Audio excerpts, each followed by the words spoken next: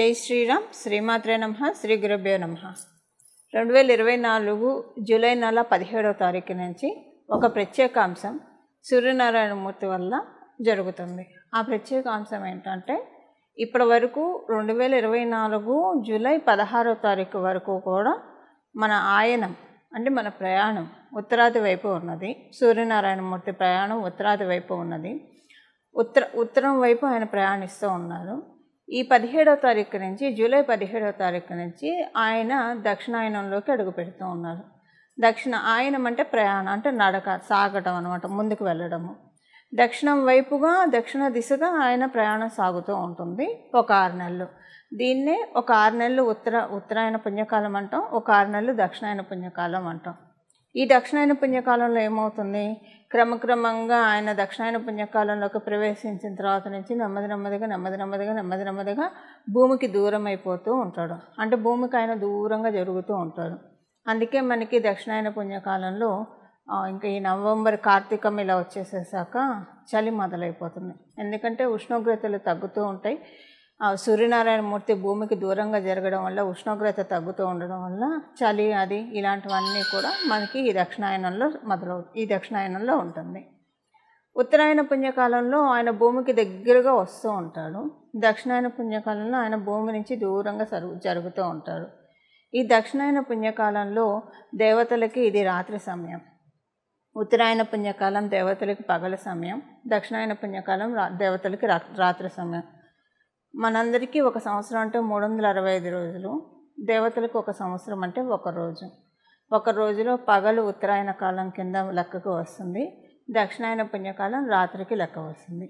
ఈ సూర్యనారాయణమూర్తి కర్కాటక రాశిలోకి ప్రవేశించిన రోజే తొలి ఏకాదశి, ఆషాఢ శుద్ధ ఏకాదశి, తొలి ఏకాదశి అని మనం వ్యవహరిస్తూ ఉంటాం. ఈ తొలి ఏకాదశి ప్రాముఖ్యత మనందరికీ తెలిసిందే. ఇక్కడి నుంచే మనకి దక్షిణాయన పుణ్యకాలం ప్రారంభమవుతుంది. అసలు రవి సంక్రమణం రోజే చాలా విశేషాలతో కూడుకొని ఉంటుంది. రవి సంక్రమణం అంటేనే చాలా విశేషాలు. ప్రతి రాశిలోకి ఆయన మారేటప్పుడు ఒక్కొక్క రాశికి రవి సంక్రమణ దినం అంటే చాలా ఆస్పీషియస్గా ఉంటుంది. ఆ రోజు మనకి సత్యనారాయణ స్వామి వ్రత కథలో కూడా ఎప్పుడెప్పుడు సత్యనారాయణ స్వామి వ్రతం చేసుకోవాలి అని ముని సౌనకాది మహాముని చెప్పిన విషయం ఏంటంటే,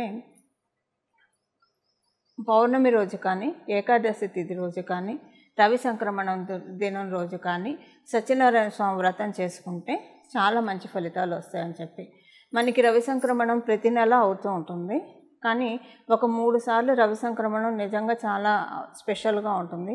అది ఉత్తరాయణ పుణ్యకాలం ప్రారంభమైన రోజు, దక్షిణాయన పుణ్యకాలం ప్రారంభమైన రోజు, ధనుర్మాసంలో అంటే ఆయన ధనుర్రాశిలోకి అడుగుపెట్టిన రోజు. ఈ 3 ఇంకా ప్రత్యేకతలు. ఇప్పుడు ఏకాదశి అంటేనే మనం చాలా పవిత్రంగా భావిస్తాం. అందులో రవి సంక్రమణము, ఏకాదశి కలిపి వచ్చే రోజే ఈ దక్షిణాయన పుణ్యకాలం. ఈ దక్షిణాయన పుణ్యకాలము మొదటి స్టార్టింగ్ రోజే అంటే సూర్య సంక్రమణం, సూర్యనారాయణమూర్తి మిథున రాశి నుంచి కర్కాటక రాశిలోకి రావడము, అదే రోజు ఏకాదశి. ఇదంతా చాలా విశేషాంశము. ఈరోజు ద్వాదశ రాశుల వాళ్ళు ఎవరైనా సరే సత్యనారాయణ స్వామి వ్రతం చేసుకుంటే చాలా మంచి ఫలితాలు వస్తాయి. అంటే ఈ రాబోయే 6 నెలల వరకు కూడా, ఇప్పుడు మనందరికీ తెలిసి దక్షిణాయన పుణ్యకాలంలో అనేక రోగాలు, యమద్రంష్టలు బయటకు వస్తాయని చెప్పి మనకి శాస్త్రాల్లో ఉన్న విషయం. అందుకే మానవులందరూ రోగాల్లో పడుతూ ఉంటారు, రోగాల బారిన పడుతూ ఉంటారు, వైరసెస్ అటాక్ అవుతూ ఉంటాయి. ఇలాంటివి అటాక్ కాకుండా ఆరోగ్యపరంగా మనల్ని మనం పరిరక్షించుకోవడానికి ఎవరైతే ఈ దక్షిణాయన పుణ్యకాలంలో మొదటి రోజు అంటే సూర్య సంక్రమణం, తొలి ఏకాదశి కలిపి ఉన్న రోజు అయిన ఈ జూలై 17వ తారీఖున ఎవరైతే సత్యనారాయణ స్వామి వ్రతం చేసుకుంటారో వాళ్ళకి చాలా యోగవంతంగా ఉంటుంది. 6 నెలలు వాళ్ళ కుటుంబంలోని వారి ఆరోగ్యం అంటే శారీరక ఆరోగ్యం, మానసిక ఆరోగ్యం, ఈ 2 మనకి లెక్కకు వస్తాయి. ఈ 2 కూడా చాలా చక్కగా ఉండడానికి మనందరికీ సత్యదేవుని ఆశీస్సులు తీసుకోవాలి. ఇది ద్వాదశ రాశుల వాళ్ళందరూ కూడా చేసుకుంటే చాలా మంచిది. 27 నక్షత్రాల వాళ్ళు, ద్వాదశ రాశుల వాళ్ళు, అలాగే ద్వాదశ లగ్నాల వాళ్ళకి కూడా ఈ పరిహారం పరిహారం కాదు, ఈ పూజ నిజంగా చాలా సన్మంగళాన్ని వాళ్ళ జీవితంలో తెచ్చిపెడుతుంది. ఇక్కడ మనకి తొలి ఏకాదశి తొలి పండగ అని చెప్తాము. ఈ తొలి ఏకాదశి నుంచి మనకి పండుగలన్నీ మొదలవుతూ ఉంటాయి. ఇంకా ఈ తొలి ఆషాఢ శుద్ధ ఏకాదశి నుంచి ఇంకా తర్వాత మనకి ఆషాఢం తర్వాత శ్రావణం వస్తుంది. శ్రావణం తర్వాత భాద్రపదం, ఆశ్వేజం. శ్రావణంలో వరలక్ష్మి వ్రతం చేసుకుంటాం. భాద్రపదంలో శ్రావణంలో మనకి కృష్ణ జన్మాష్టమి వస్తున్నాయి. శ్రావణంలో అనేక పండుగలు ఉంటాయి. భాద్రపదంలో వినాయక చవితి, మహాలయ పక్షాలు, ఇలాగ ఇంకా మనకి అన్నీ కూడా పితృదేవతలకు సంబంధించిన కార్యాలే కానివ్వండి, దేవతలకు సంబంధించిన పండుగలు, ఇవన్నీ కూడా మనకి దక్షిణాయన పుణ్యకాలంలో చాలా ఎక్కువగా వస్తాయి. అలాంటి విశేషాలతో కూడుకున్న ఈ దక్షిణాయనాన్ని అందరం కూడా చాలా బాగా ఉపయోగించుకోవాలి. దక్షిణ దిశ మనందరికీ తెలుసు, పితృదేవతలకి ప్రీతికరమైన దిశ దక్షిణ దిశ. ఈ దక్షిణ దిశలోకి సూర్యనారాయణ మూర్తి ప్రయాణాన్ని మనందరం కూడా చాలా సద్వినియోగం చేసుకోవాలి. మన ద్వాదశ రాశుల వాళ్ళకి కూడా ఏ పరిహారాలు చేసుకుంటే సూర్యనారాయణ మూర్తి దక్షిణాయనం మనందరికీ కూడా, అంటే ఈ 6 మాసాల పాటు కూడా చక్కటి సత్ఫలితాన్ని తెచ్చిపెడుతుంది. రాశుల వారీగా ఏ పరిహారాలు చేసుకోవాలో అదంతా కూడా మనం ఇప్పుడు ఒకసారి చూద్దాం.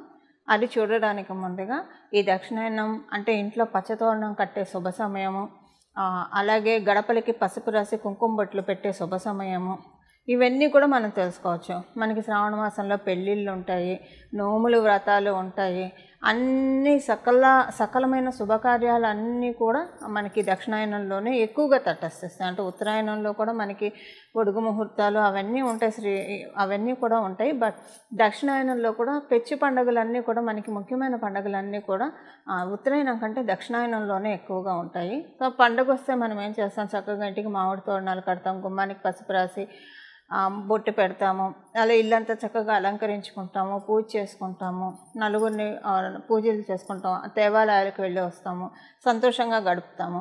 సో ఇలాంటి దక్షిణాయన పుణ్యకాలాన్ని మనం ఇన్వైట్ చేయాలి. ఇలా ఇన్వైట్ చేయాలంటే అంటే హ్యాపీగా మనం ఇన్వైట్ చేయాలి. ఎప్పుడైనా సూర్యనారాయణమూర్తి దేవుడు కాలానికి, విష్ణుమూర్తి కాలానికి సంకేతం, సూర్యనారాయణమూర్తి కాలానికి సంకేతం.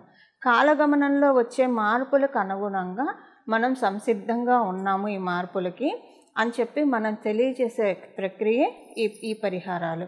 అంటే మనం కాలాన్ని గౌరవిస్తున్నాము, వచ్చే శుభ సమయాన్ని మనం మన జీవితాల్లోకి ఆహ్వానిస్తున్నాము అని మనం కూడా ఒక కమ్యూనికేషన్ లెటర్ నేచర్కి డ్రాప్ చేయాలి కదా. అది ఎలా డ్రాప్ చేస్తాము? ద్వాదశ రాశుల వాళ్ళకి ఏ పరిహారాలు చేసుకుంటే కనుక, అంటే ఏ రకమైన పూజలు చేసుకుంటే ఈ దక్షిణాయన పుణ్యకాలం మొత్తం కూడా ద్వాదశ రాశుల వాళ్ళకి బాగుంటుందో ఇది ఇప్పుడు మనం చూద్దాం. అయితే ఇప్పుడు ముందుగా మనం తెలుసుకున్నట్టు సత్యనారాయణ స్వామి వ్రతం మటుకు 17వ తారీఖు రోజు చేసుకోవడానికి ప్రయత్నించండి. మీరు ఇండివిజువల్గా చేసుకోలేకపోతే సామూహికంగా, ఒకవేళ మీకు అలా సామూహికంగా అటెండ్ అవ్వడానికి కూడా కుదరకపోతే ఎవరైనా చేస్తున్నప్పుడు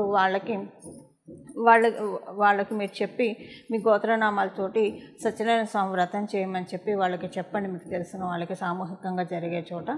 ఇలా దక్షిణాయన పుణ్యకాలాన్ని ముందుగా మనం ఇన్వైట్ చేస్తున్నామని అంటే శుభంగా సత్యనారాయణ స్వామి వ్రత కథతో కనుక మనం సత్యనారాయణ స్వామి వ్రతంతో కనుక మనం దక్షిణాయన పుణ్యకాలాన్ని ప్రారంభిస్తే వివాహం కాని వాళ్ళకి వివాహం అవుతుంది. ఎందుకంటే మనకి కార్తీకంలో ముహూర్తాలు ఉంటాయి, శ్రావణంలో ముహూర్తాలు ఉంటాయి. వివాహం కోసం ప్రయత్నించే వాళ్ళకి వివాహం అవుతుంది, సంతానం కోసం ప్రయత్నించే వాళ్ళకి సంతాన సాఫల్యత ఉంటుంది.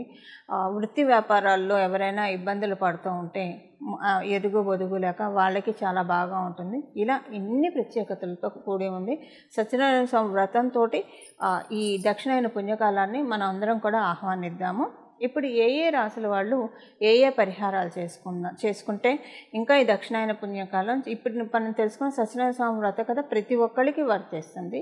ఇంకా ప్రత్యేకించి ద్వాదశ రాశుల వాళ్ళు మీ రాశికి తగ్గట్టు ఏ పరిహారం చేసుకుంటే బాగుంటుందో ఇప్పుడు మనం విడివిడిగా రాశుల వారీగా చూద్దాము. ఈ పరిహారము గోమాతకి సంబంధించిన పరిహారము, గోమాతకి తినిపించే ధాన్యాలకి సంబంధించిన పరిహారం ఇప్పుడు మనం తెలుసుకుందాం.